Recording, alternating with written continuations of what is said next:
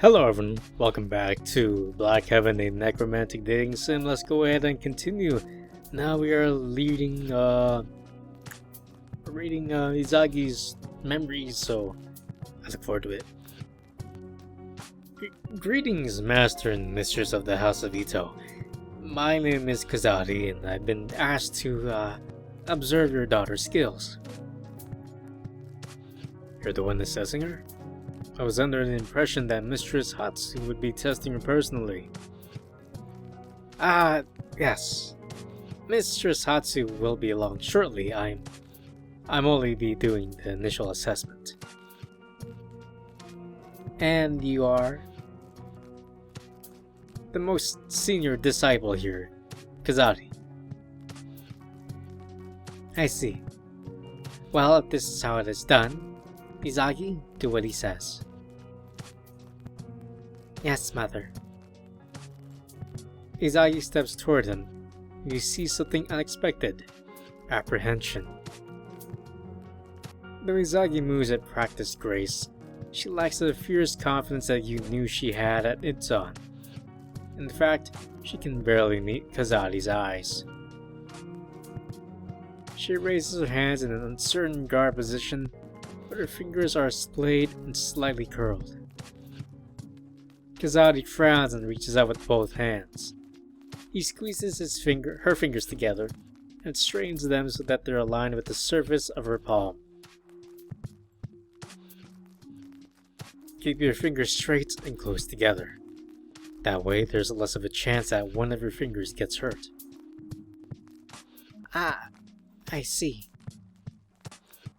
You crane your neck to look at Izagi's stance from a few different angles and notice how crude it is. Here, do what I do. He takes a few steps away from Izagi, then drops his hands to his sides. Then he raises them to hip level, cocking his elbows back.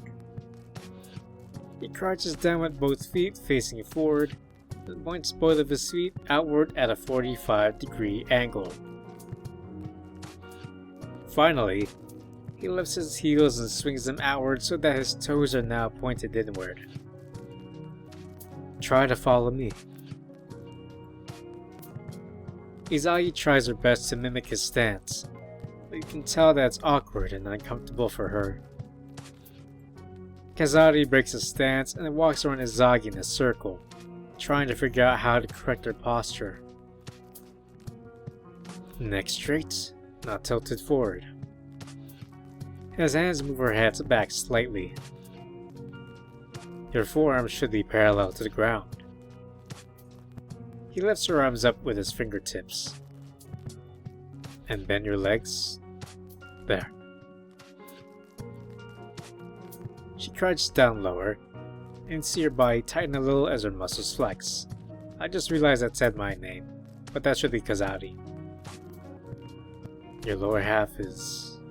It's like you're riding a horse. Your pelvis should be more forward. I should take a screenshot of that. Send that to Bev. Izagi tilts hips forward a few inches, and you see her tremble a little from the effort of holding the position.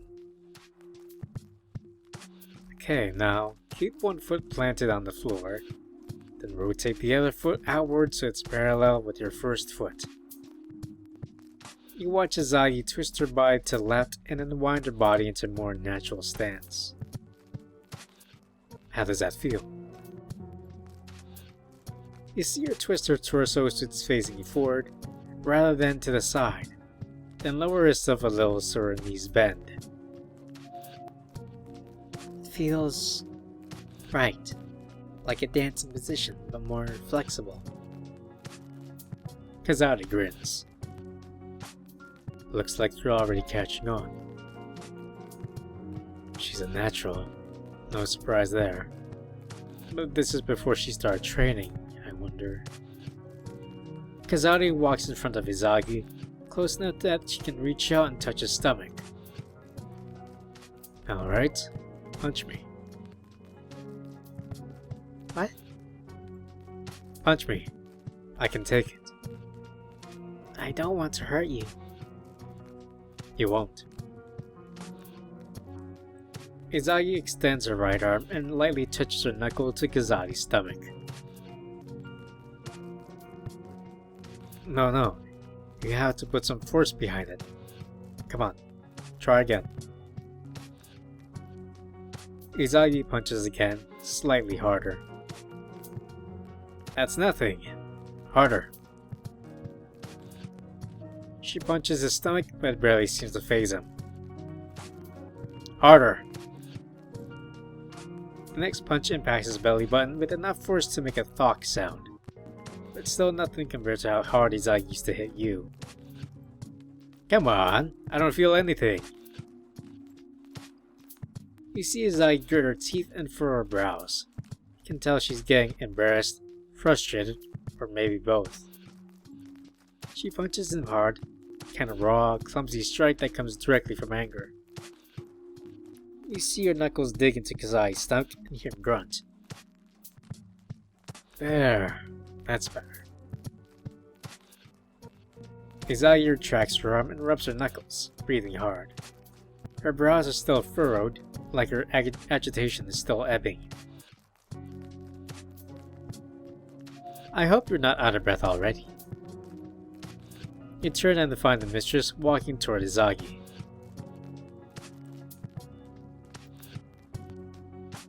What do you think, Kozari? Is she a fragile blossom?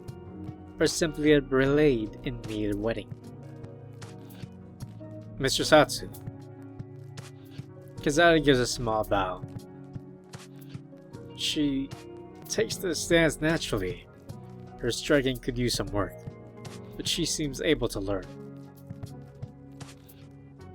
What's wrong with her strikes? Careless? She's hesitant at first, but when I pushed her, they were fierce but unpolished.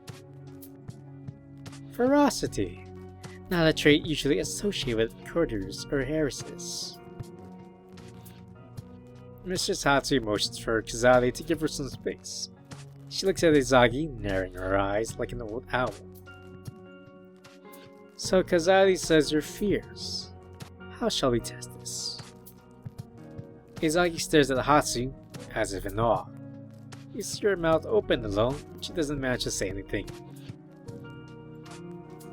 Izagi, she asked you a question. Yes, mother.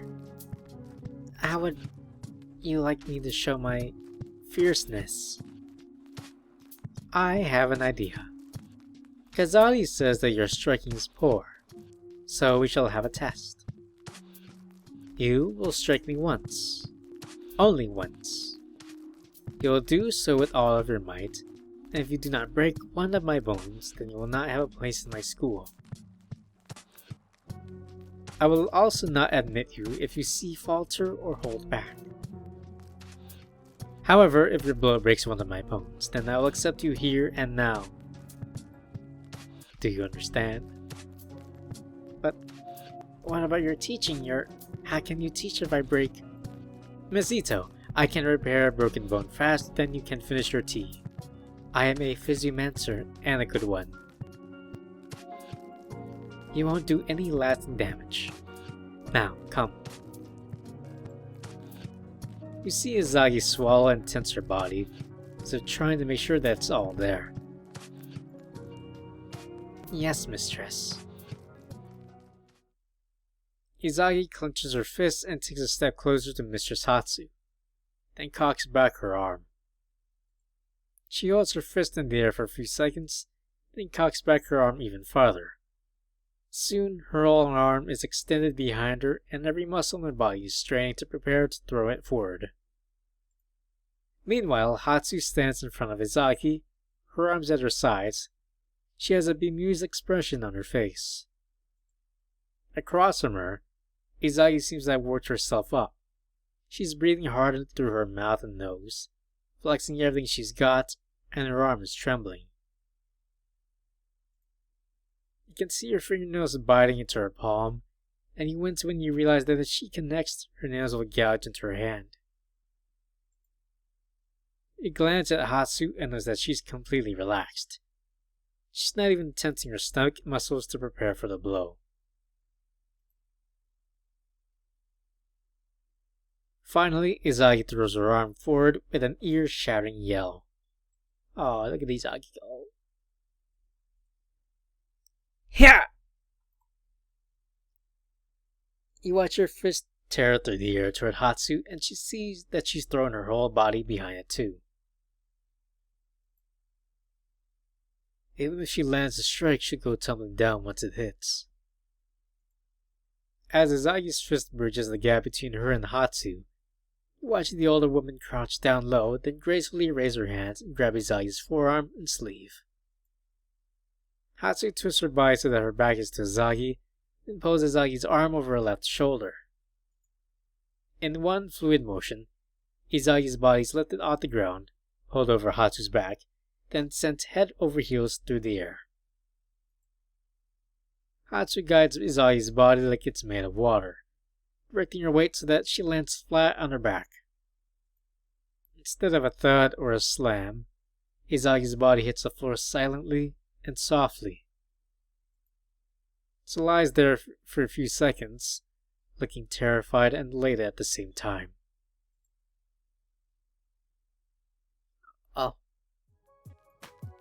Oh, indeed. He had enough force behind that strike to punch through one of my walls.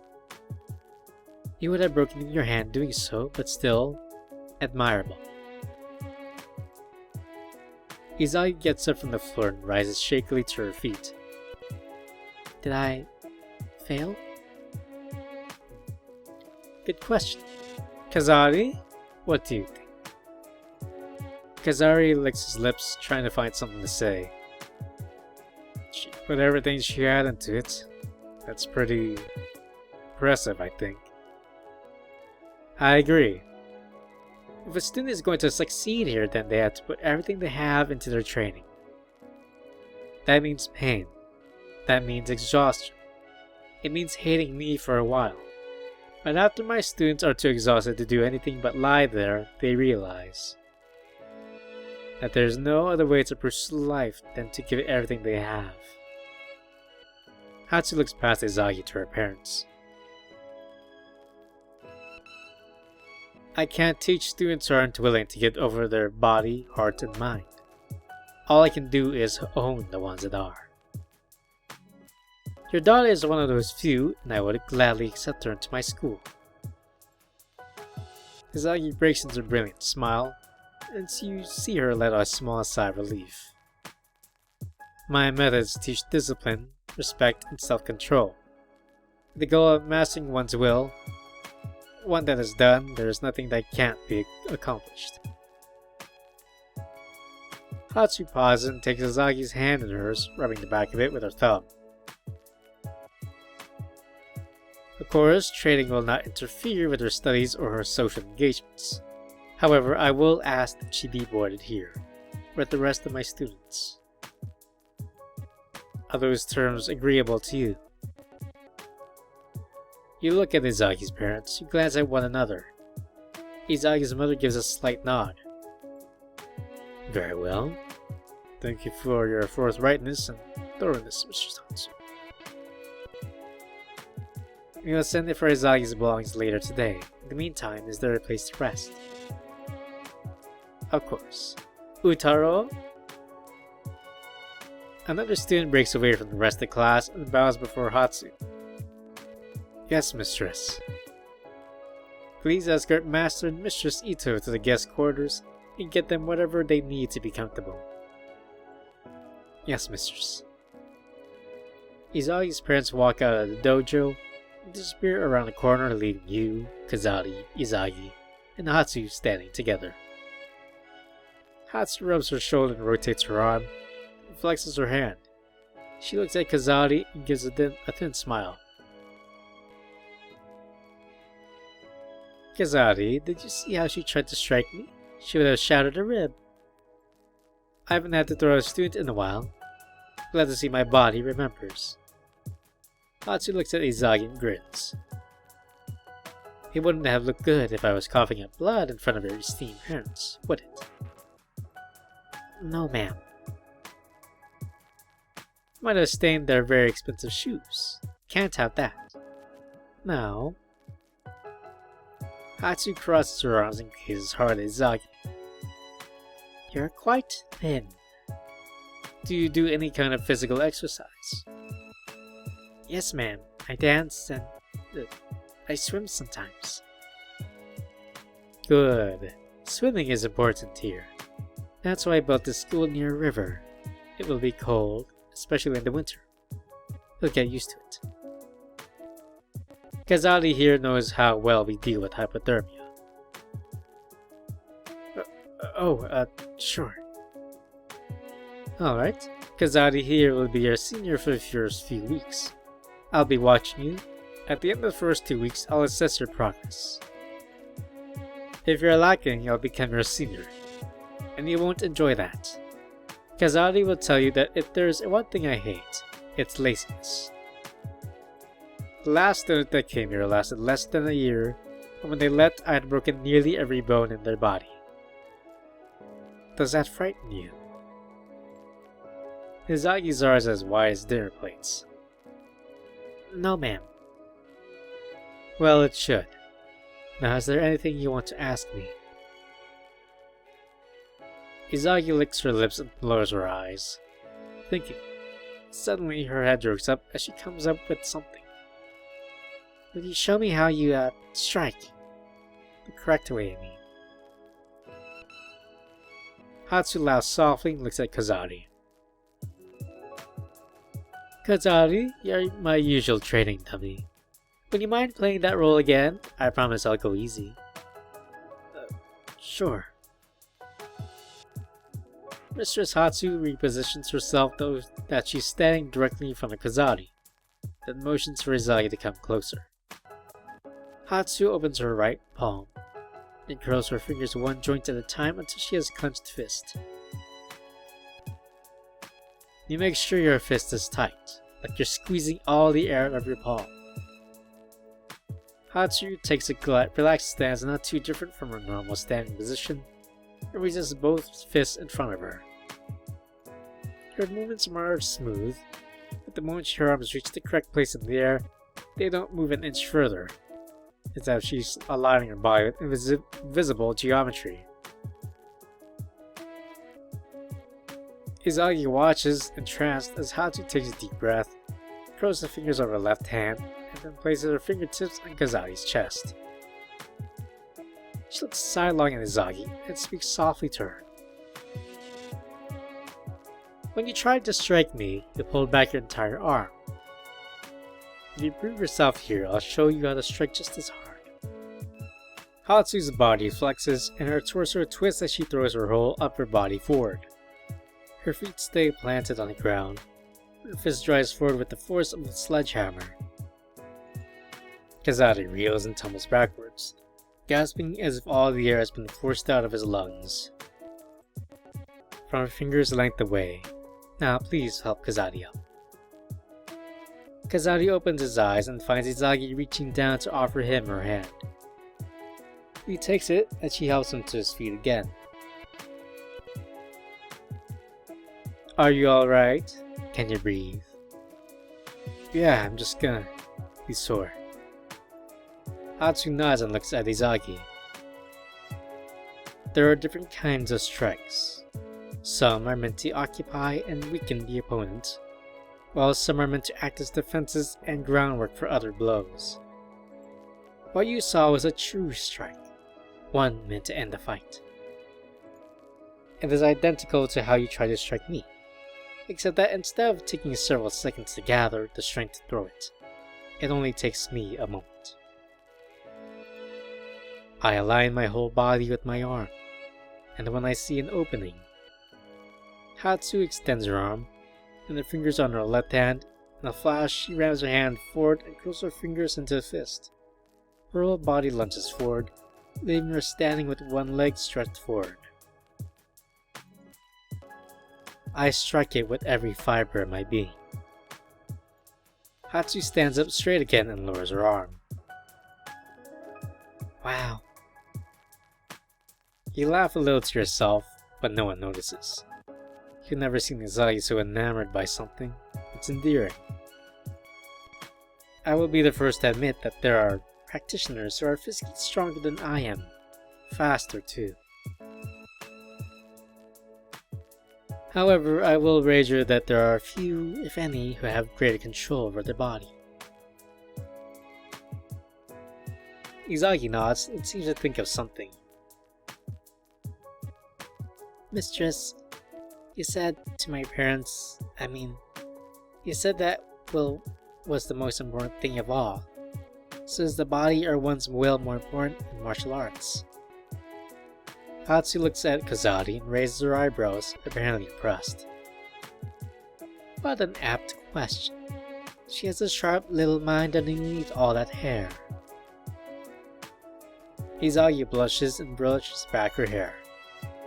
Hatsu waves away her little jab and walks directly up to Izagi. Without proper control of my body, my will cannot be expressed. Without a strong will, my body will not overcome my opponent. Will is what drives us, so of course it is most important. But without control of oneself, the will becomes distorted and it tries to enter the world. Hatsu gazes up at the ceiling and puts her hands on her hips. It's like, what do you call them? Freshwater pearls. They begin with a rough little grain of sand, and the muscles make them into perfect spheres. Our heads are filled with grains of sand, but truly exceptional people find a way to shape those little grains into something beautiful, clean, perfect. Hatsu stares into the distance for a few seconds and shakes her head. Enough talk. Kozari will tell you that I could talk for hours about the nature of the art, but those are just words. What matters is what we do, so let's get started. Hatsu claps her hands together and points at Izagi's clothes. Kozari, get her uniform and begin showing her the drills. I want you to teach her the first form by the end of today. Ito, I want you to go to sleep tonight practicing everything you learned today in your mind's eye. That way, you can do your drills in your dreams. Understood? Yes, ma'am. Good. Dismissed. Hatsu turns and briskly walks away, heading toward the rest of the students gathered near the front of the dojo. Izagi watches her go with her mouth slightly open. Are you okay? Izagi seems to snap out of her trance and looks at Kozari, embarrassed. Yes, I'm just a little taken aback, I suppose. Izagi cups her mouth with one hand to whisper to Kozari. Is she always so intense? Kozari laughs. Oh my god, I'm misspelling Kozari's name. Yeah, he'll get used to it. A cautious smile spreads across Izagi's face, and she nods.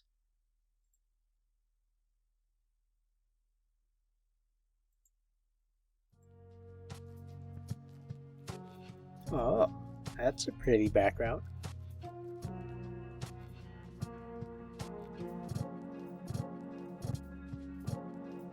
You hear the low roar of a river and feel cool water rushing over your ankles. When you open your eyes, you're standing in the shallows of a river. Glance around and see Mistress Hatsu's dojo behind you, though it's empty now. The sun is setting behind the hills, and everything is bathed in warm, golden light. Ahead of you, you see two people standing in the river, the water up to their thighs.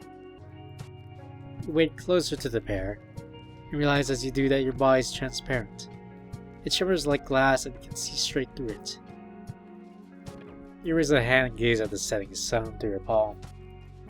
It refracts like a kaleidoscope through your body. Wow. You stride closer to the two figures and see that they're Izagi and Mistress Hatsu. Both are facing the setting sun, watching about to the horizon, then to each other.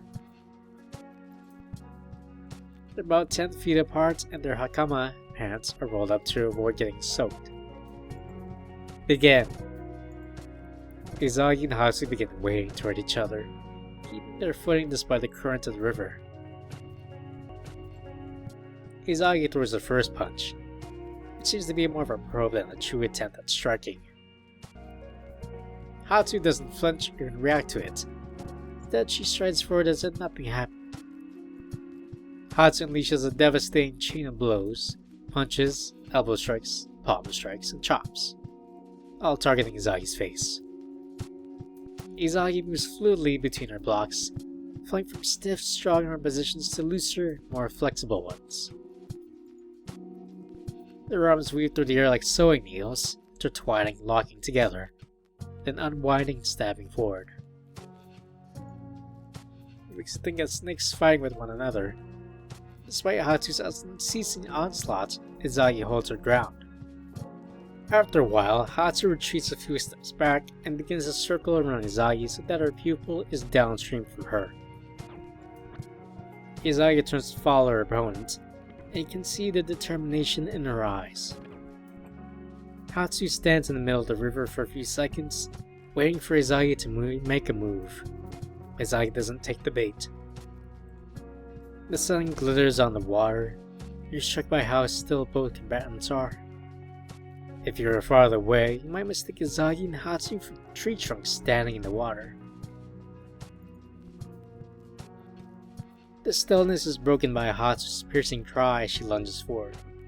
She moves at inhuman swiftness, and you realize that she's letting the current carry her toward Izagi.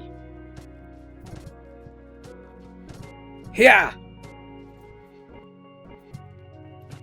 And it's a split second before Hatsu crashes into her. Izagi throws herself forward and extends her arm for a single punch. The blow strikes Hatsu squarely on the chin and snaps her head to the side. Hatsu's momentum carries her forward, and Izagi catches her. She stumbles a little, but she's left standing with her arm wrapped around Hatsu. Hatsu steps back, and can see a brilliant smile on her face.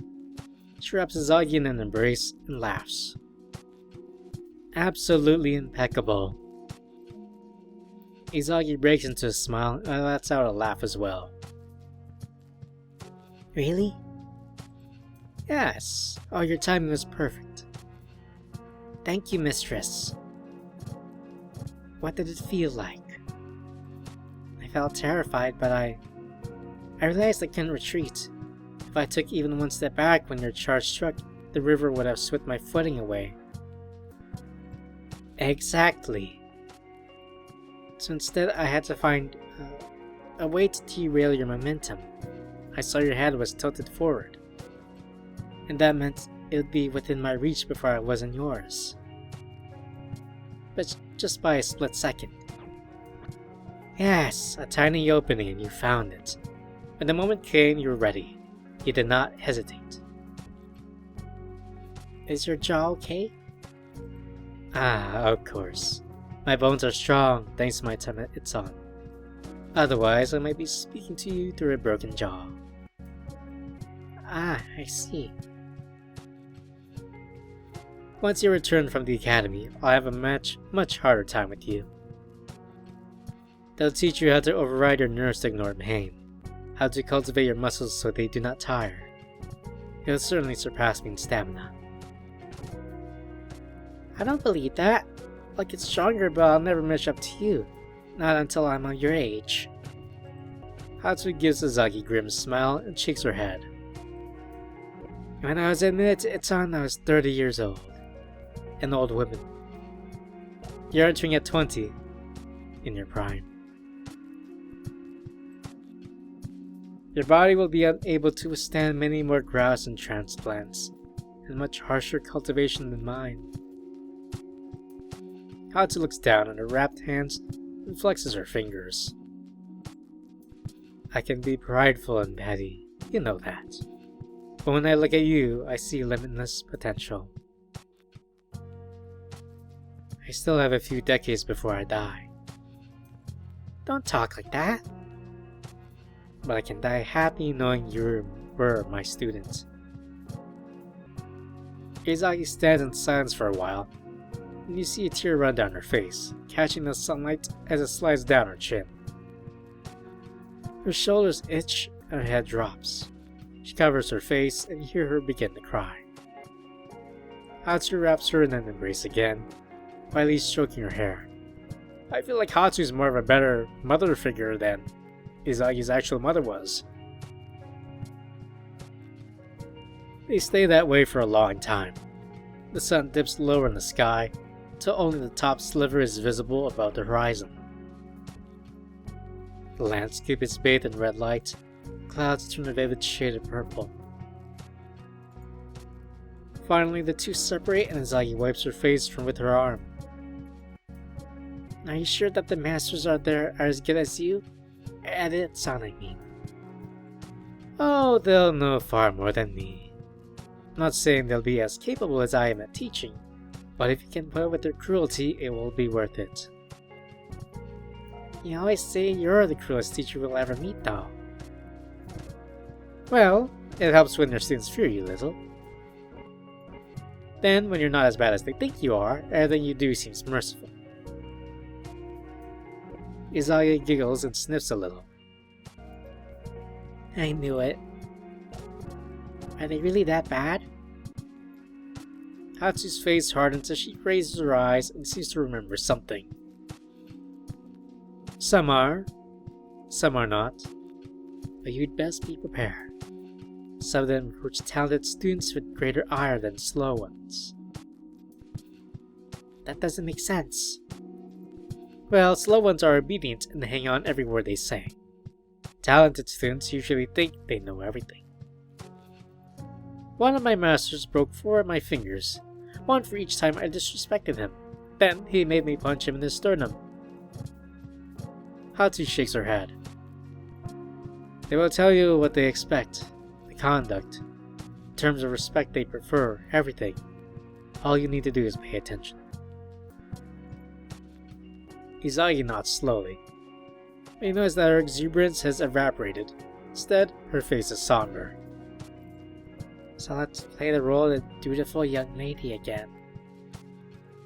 I had hoped I would be allowed to not have to worry about pleasing my teacher so much.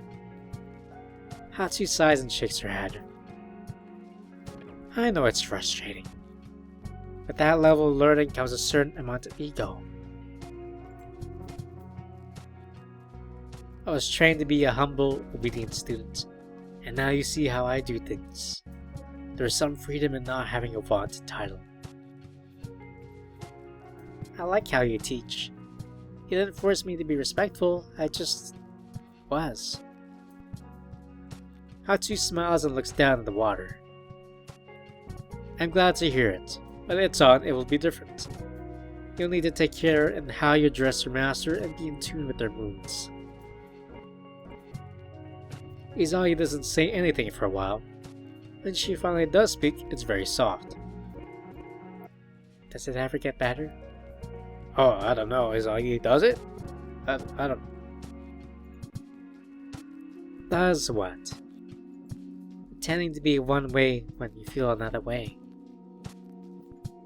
Hatsu sighs and absently kicks one leg out of the water to examine her foot, and drops it again. It does. Though the frustration never goes away. All you can do is relish the times when you can act freely. It's part of the reason why I founded my own school, to speak and act as I really feel. I feel like Itsan will be another place where I'm expected to fit in. It may take many years before you find a place that feels natural to you, but maybe you'll be lucky in the meantime. You will have to shape your circumstances yourself. Not let your surroundings define you. Change them to accommodate you. And where they refuse to yield, you must endure it. I know, I just dread having to spend decades enduring. Hatsu looks up at the river and gestures toward it. You see Izagi raise her eyes and look in that direction. Some dojos are built on mountainsides because the master wants their students to endure the cold. Some are built in the forest and hidden so that only the most persistent students find them. I built mine on this river because I wanted my students to stand in it. Myself as well. The current is always trying to sweep you downstream. Once your body gets used to it, constant push of it, and it's forgotten like the weight of your head. Hatsu takes Izagi's hand and waits with her to the bank closest to the dojo. The bears step out of the water, trailing water behind them as they walk. Hatsu turns around, spinning Izagi in a small pirouette on the shore. Izagi laughs despite herself and covers her mouth. And once you step out of it, your whole life is as light as a dream. Hatsu lets go of Izagi and looks toward the sun. It's now set beyond the horizon, and only the beautiful afterglow in the sky is left. Once you've spent a few years weathering the current, you'll forget how easy life can be. But once you're free, life will never taste so sweet. You see Hatsu place her hand on Izagi's shoulder. I have confidence in you. You will make it through Itsan and you'll be stronger for it. Izagi bows her head and places her hand on Hatsu's. Thank you, mistress. You're very welcome. Hatsu stretches her arms and brushes off some of the water clinging to her legs. It's getting dark. We might as well have some tea and let ourselves dry off. Alright? Just get the table. I'll get the tea.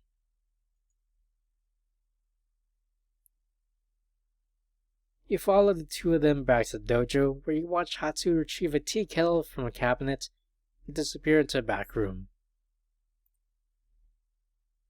Izagi goes into the closet and lifts out a low wooden table, sets it in the center of the dojo, and seats herself on the bare floor, crossing her legs and staring at the sky.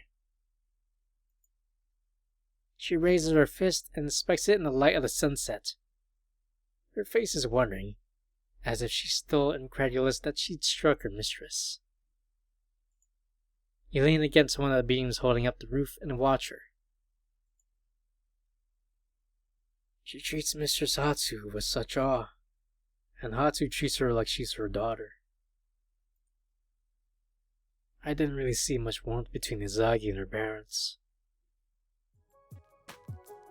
Hatsu returns a few minutes later with a steaming black kettle and a pair of cups. She places the 2 cups on the table, then sits down and pours 2 fingerfuls of tea. She does it quickly and efficiently, and sits down at the kettle.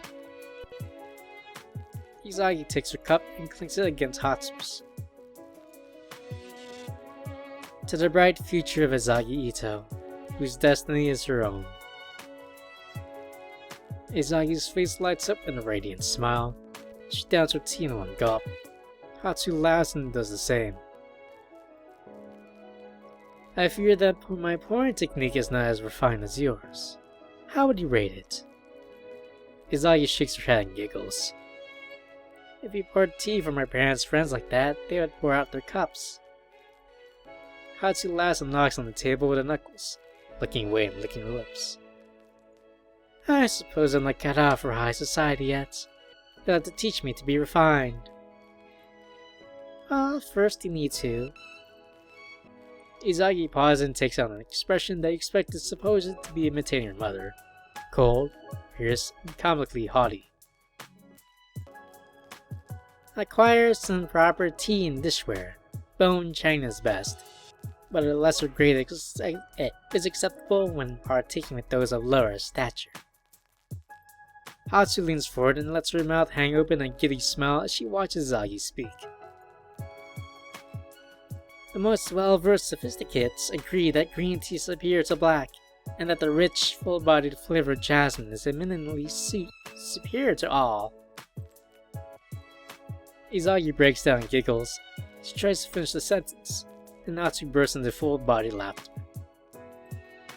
Hatsu bends down and almost lets her head rest on the table while she laughs. Izagi has almost collapsed sideways.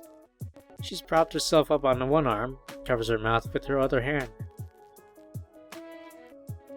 When they finally recover, Hatsu wipes her eyes and sighs. My god, that was wickedly funny. Your impression is spot on. Thank you. I've had 2 decades to practice it. Don't tell your mother we laughed at her, or we'll both be in trouble. What would she do to you? Spank you? Well, I like to see her try. No, I mean, she'll forbid you from ever seeing me again. If she did, I wouldn't listen. I suspect you wouldn't, but you shouldn't ban your inheritance on my account. Izagi shrugs and raises her cup slightly. Hatsu obligingly pours her another fingerful. We are lucky. We are born with many gifts. Speaking of such, Hatsu reaches into her pocket and pulls out something, which she cups in both hands. I have one for you. Hatsu lifts her hand away from her palm, revealing a large, glittering enamel pin in the shape of a blue lotus. Ah, it's beautiful. Izagi reaches out and takes the pin, and turns it over in her hands. Did they teach you the symbolism of flowers, or were you too incorrigible for flower arranging? Izagi screws up her nose. At every party I attended, no one cared about the flower arrangements, just people's clothes. What does a lotus symbolize? I don't usually see them. That's because lotuses are not associated with wealth and prestige. They belong to the aesthetics. A lotus grows just on the surface of the water. It is not dirtied by all the mud and silt. It symbolizes the part of us that is immortal and perfect. I see. What part is that? It's difficult to give it a name, but hidden within all of us, there's a well of inner strength that has no bottom. We can feel its waters flow through us sometimes. If we trace it back, we'll find our well and draw on it when we need it the most. Poets and romantics say love is the deepest well of all, but I think that's nonsense. I believe every person has their own well. Despite the ugliness and ignorance of this world, nothing can taint it. So no matter how much you feel as if your soul has been contorted or broken, remember that there is always one piece of you that remains unbowed. Izagi stares at the pin for a while, then looks up at Hatsu with a face filled with wonder. It's perfect. Thank you so much. You're welcome, my girl. You're very welcome. But when you leave at sun, you have to promise to come and see me again. Can I write you letters? Of course you can. If I can ever find some time away from the dojo, I might even visit you. I'm sure they still allow alumni, even if I was only there for a few years. Izagi smiles widely and opens the back of the pin. She slides the sharp points through the belt of her hakama and fastens it. Ah, I see. It looks good on you. Best of all, it's hard, so it'll be difficult to break. Do you think they'll let me wear it when I train? Difficult to say. Maybe find a way to subtly mention my name, they'll allow it. Do you think they'll remember you? Of course. I was only there for a few years ago. There's nothing to them. And besides... Hatsu leans forward and winks at Izagi. I left quite an impression. They had to institute new rules because of me. Izagi's eyes get wide. She gives a nervous laugh. What did you do? Well, when I was at Itsan, there's a small, shall we say, clique. They look down their noses on students who never learned anything but open hand techniques. Well, you know how I teach my students to deal with armed opponents. They fight in close quarters, but we fight in closer quarters. Exactly. If they don't have the room to swing their stupid blades, then they can't threaten you. Well, back at Itsan, I would challenge some of the people in this clique to sparring matches, and tell them to bring their real blades, not the blunt training ones. And then I would break them. How? Keep in mind that I was a very driven, angry young woman. I began to kill the nerves and flesh in my hands. The skin, the bones, the muscle, I removed almost all the blood flow and started modifying the flesh to make it harder. Eventually, I augmented my fingers until they were as hard as stone. Harder, actually. I couldn't feel anything in my first 2 finger joints. And then I would make a flat palm, like this. Hatsuru holds out her hand so that her fingers are held tightly together and lay completely flat, along with her palm. And when we sparred, I'd wait for them to make a powerful swing, then slap their swords and shatter them. Izagi giggles and raises her eyebrows. How did you do anything else if your hands were?